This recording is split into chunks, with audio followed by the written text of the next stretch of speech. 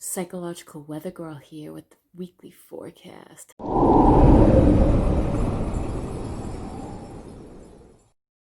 Oof! It's a beautiful day for hot drama, intellectual repartee, waxing sentiment, and dealing with the disconnection between the masculine and the feminine forces, smashing up the patriarchy, or something to that effect. I'm kidding. Of course, you never obliterate anything. You've got what you've got. Your roots are your roots. Your foundation is your foundation. It is only by transmuting the hand you've been dealt, by using the forces and resources that are available to you, that any real lasting change can be made. And this takes awareness and compassion and severity. The sun is in Scorpio and is about to trine Neptune in Pisces. I'm not talking about the hand that you were given and gaming the game with the game itself, in the Libran sense of the rules of engagement. I'm talking about gaming the game by tapping into the wealth of power that is available to you at your innermost core level, by sitting quietly, acknowledging the plaque build up in your auric field and dissolving and replacing it with awareness and moving ever deeper into the akashic field that unifies all sentient beings and transmuting it. You, the cosmos, the microcosm and the macrocosm and all the illusory space in between, just by being there. Whatever level of spiritual development you're at, deep down, you already know what this means and how to do this. Put down the self-help book, unless it's the Tao teaching. You ready for this? To give without seeking reward, to help without thinking it virtuous, therein lies great virtue. To keep account of your actions, to help with the hope of gaining merit, therein lies no virtue. The highest virtue is to act without a sense of self. The highest kindness is to give without condition. The highest justice is to see without preference. When the Tao is lost, one must learn the rules of virtue. When virtue is lost, the rules of kindness. When kindness is lost, the rules of justice.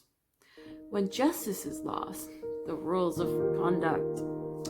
And when high-blown rules of conduct are not followed, people are seized by the arm and it is forced on them. The rules of conduct are just an outer show of devotion and loyalty, quite confusing to the heart. And when men rely on these rules for guidance, oh, what ignorance abounds!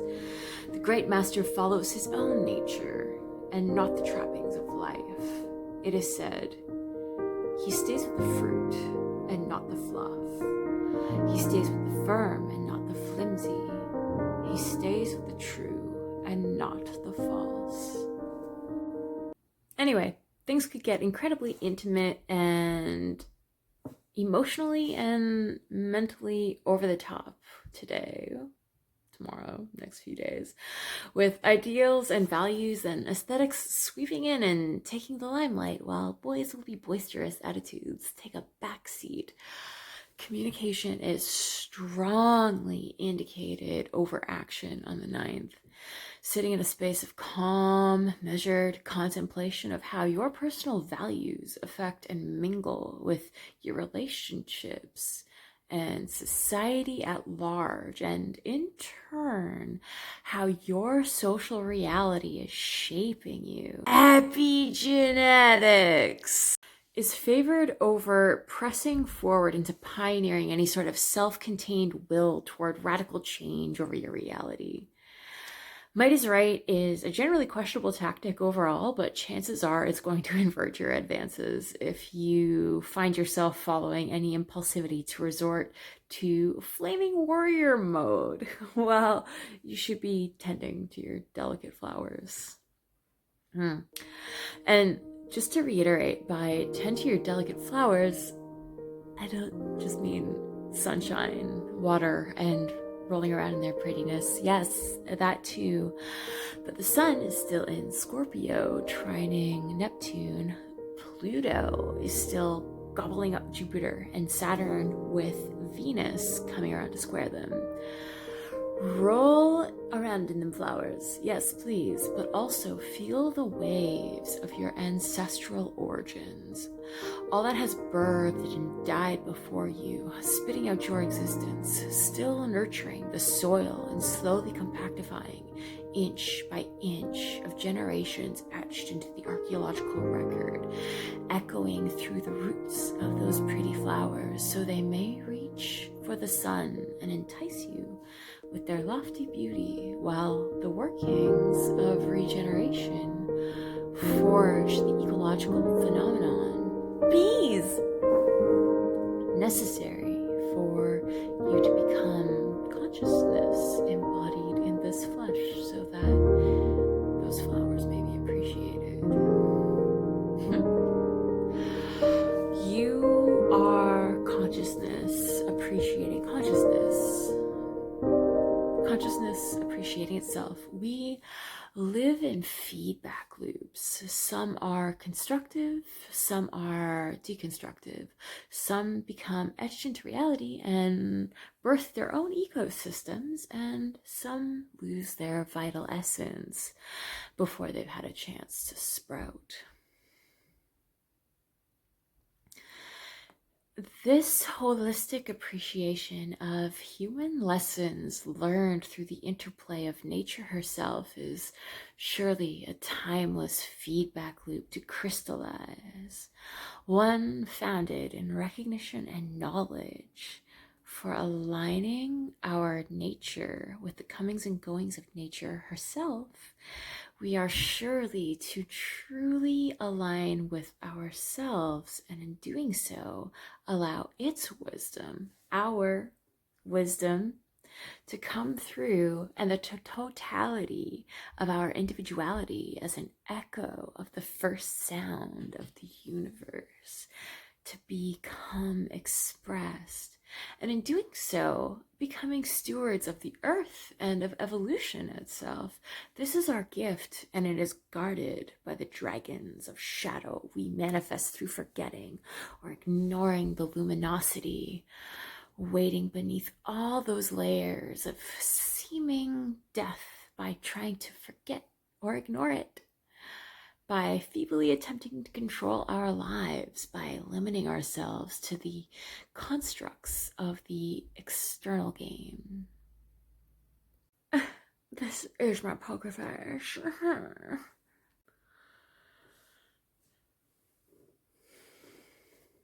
It is in this exchange that we voluntarily trade the unlimited for the limited, eternal power for fleeting satisfaction. First we manifest the dragon, and then we chase it. Yeah, just one more hit, I'll do anything you ask. Ego, oh my god. Escapism, addiction, which is really a short-term coping mechanism for unfavorable circumstances which, prolonged, impair the quality of survival beyond the resolve of the situation, or, as often happens once you hit a certain point with it, only serves to reinforce the existence of that very scenario. To all my dragon chasing brothers and sisters, aren't we all? Are possible, and are very much a dangerously possible and probable bypass in what could otherwise be an ecstatically visionary time. Or just know your dose. One thing that's interesting to me, though, is this growing alignment between Pluto and Jupiter, which will go exact on the 12th. There seems to be a history of epidemics or medical breakthroughs correlated with this conjunction, which this will be our third this year. And I just want to take a moment to reflect a little bit of this through the lens of natural law. The culling of everything is constantly underway, and these cycles of expansion, contraction, birth, and death are omnipresent. You look at a fallen tree, in the forest and see that nature does not waste any opportunity. You see the moss, mushrooms, all forms of life growing on it and being nurtured by it. Can it really be considered dead if it's giving birth to new life? We can say the same for the latest US election, the 4 years before this point, and everything leading up to it. The US continues to go through its Pluto return. I mean, the bigger nature of this does not make the personal losses and infrastructural damage any less devastating, especially not to those who have been born into a position of being not so privileged in the social game, and it has been oh so gamed. But if we can keep in our attention what is coming to life out of the collapse, the constant collapse, and nurture the stuff that seems to make life worthwhile while being mindful of the sources of our suffering in our lives and society, without succumbing to hate, blame, or shame. You know, we might have a chance at making the world at least 10% better and become stronger and more lovable people for recognizing and creating opportunities based on realism rather than going off on some fantasy bender and projecting it up and down life, which is a form of resistance.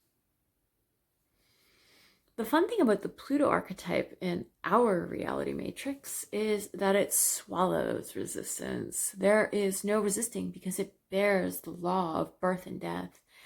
Everything is naturally broken down to its component parts and transformed into new potential based on how the constituents of the universe are poised at any given moment and in any given space. In this sense, even the very laws of physics are up for negotiation for someday.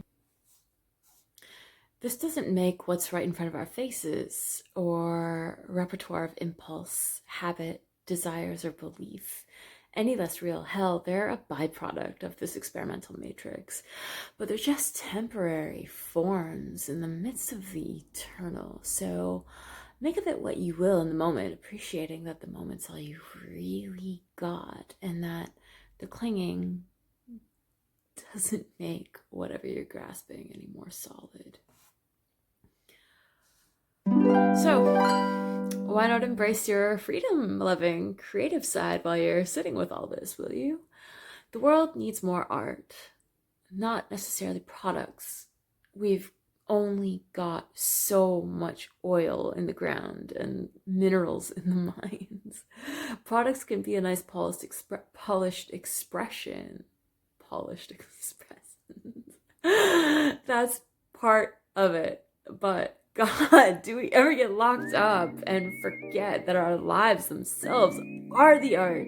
So bound up in paranoia that we shut out opportunities to be creative with our daily lives and with how we sway the energy that we put into the galaxy. Yes, we will be overcome by the inevitable, but as we are in every moment without realizing it, it's great to have a healthy respect for death.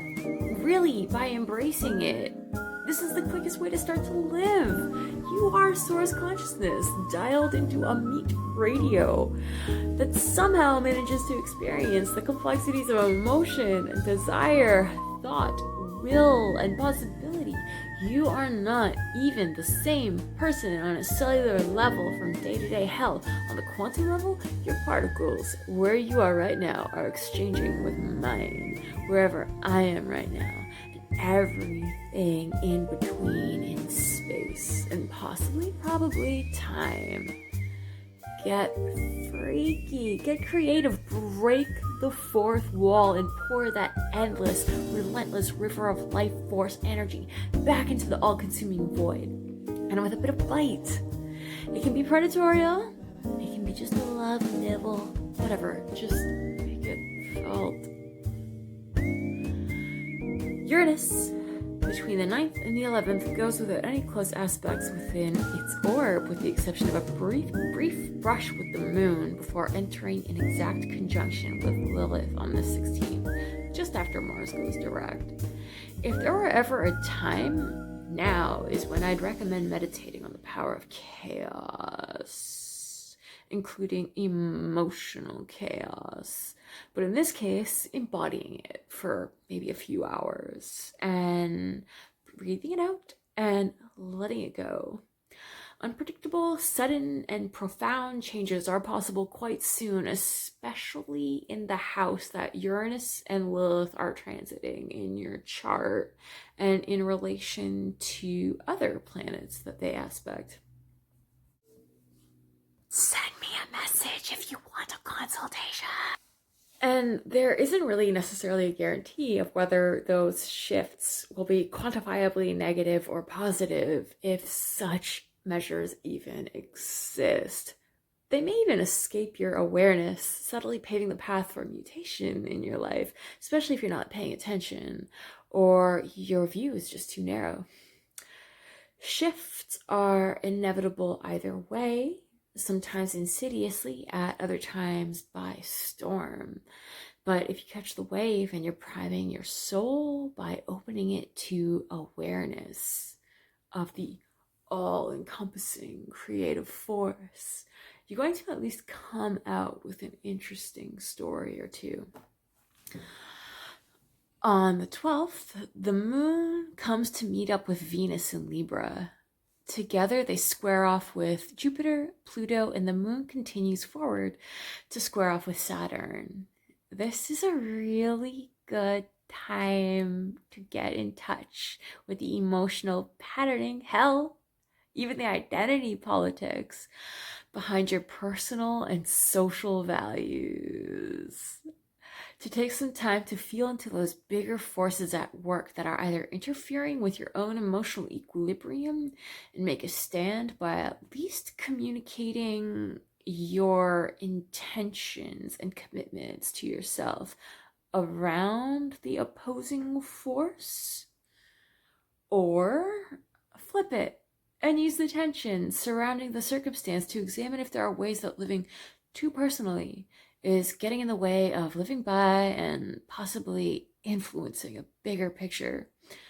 Are you contributing to something that you value, or are you there by force, strain, expectation?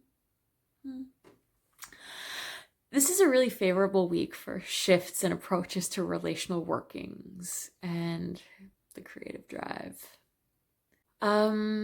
The moon is going to be sextiling Pluto, which is conjuncting Jupiter, and then it moves to sextile Saturn, all while these three planets are squaring Venus and Libra. This is a cute aspect. This is where personal and social values come under scrutiny. All is fair in love and war, right? Wherever Venus transits in your chart, you might find some serious resistance from bigger forces in your life. Your sense of joy, beauty, desire to connect as it shows up in whatever house this Venus is in your chart is likely to come under stress from what area Pluto, Jupiter, and Saturn are currently transiting, as it tests the fortitude and merit of how you're manifesting your Venusian energy and composts the seeming excesses of desire from behind your rose-colored lens. For example, your ideal notion of relationships might be getting swallowed up and mulched by your vocation. Your life calling might be asking you to sacrifice relationships, or at least some preconception that you have about them, or maybe put them on hold until further notice, so that you can focus on the mark that you're meant to make on the world. Or maybe your persona is about to be swallowed up by the underworkings of your subconscious, or your wish to be out in the world is being usurped by the reality of familial demands. however you're swinging at life is pretty much how this is going to show up. It's a feedback loop. A divine conversation. The new moon in Scorpio gives us fresh perspective and a bridge between these aspects of our lives and selves, and a spectrum of opportunity opens up, deepening depending on where we are at in the evolutionary pinball machine of pomp, circumstance, and directed focus.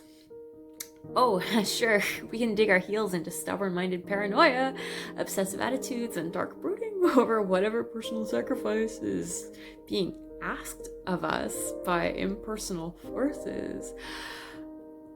A struggle which is likely to only waste energy unless it's geared toward its own complete expression, lit up with a desire to create awareness for the total emotionality from within the fire of that experience as it burns you to ash. In which case, it becomes a vehicle for transformation, calcination. Maybe the struggle for the civilized ego is to surrender to the occasion, like the caterpillar surrenders to the natural impulse to abide the cocoon. It does not argue its own dissolution to become a butterfly, and neither really can you, although you can choose not to fly. It's going to be highly necessary not to convince yourself that you are still a caterpillar when you are in fact a butterfly, because Mars is going direct the next day, and this is when the winds themselves carry the message that it is time to fly. You are a carbon-based life form. You start off squishy and gelatinous, but under the pressures of existence, you are molded. Welcome them. Pressurized carbon makes a diamond, and a diamond